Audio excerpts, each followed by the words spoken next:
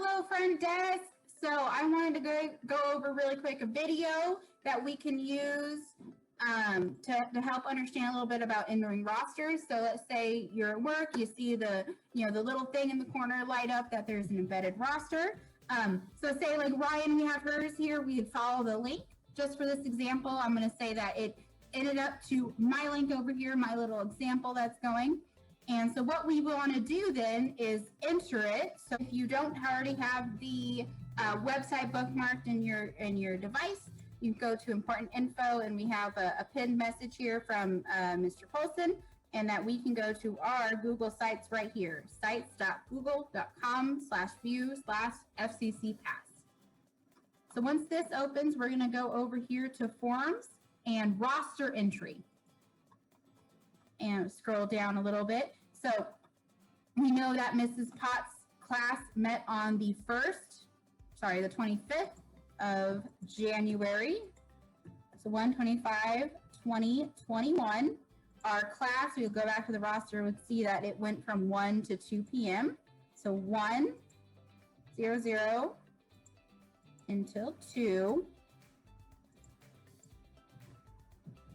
And then we'll see the student list. So what we want with the student list to copy, we'll go back to the roster, is just this information in this column. There shouldn't be any information in any of these columns. You can see over here that it's blank. So just from the first name that's on here to the last name that's on here, and we're going to Control C, or you can right click and go copy. So we'll go back to our roster entry, and we will paste as plain text. Has worked pretty well for me. So we'll scroll down. I stole this roster from EMLS class, so I'll go ahead and put that information in here. Normally it will be in the title. So we'll say that is my EMLS class 380 or 370. My section number, well, I'm just gonna make up a number. Tutor name, we'll put Miss Potts, Miss Pitts, Miss Potts. In our class topic, we worked on the roster examples for the day. And then we will submit it. I'm not going to submit it because then we'll just have to go right and delete it. But this is what we want it to look like. So we're only for the student list, right? Copying this cell right here.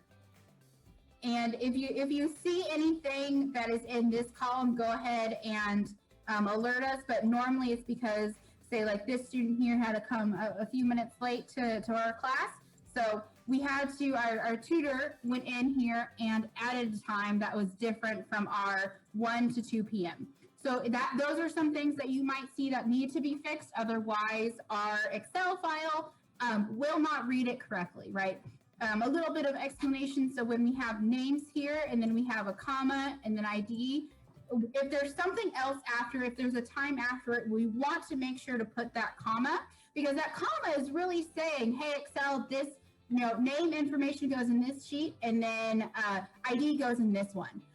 So that comma is really telling it basically to take a space. So that's very important. Even though it's a name and number, Excel doesn't know the difference. So we have to put that to let it know that it is different information that needs to go in a different place. Please let us know if you have any questions or need any more information.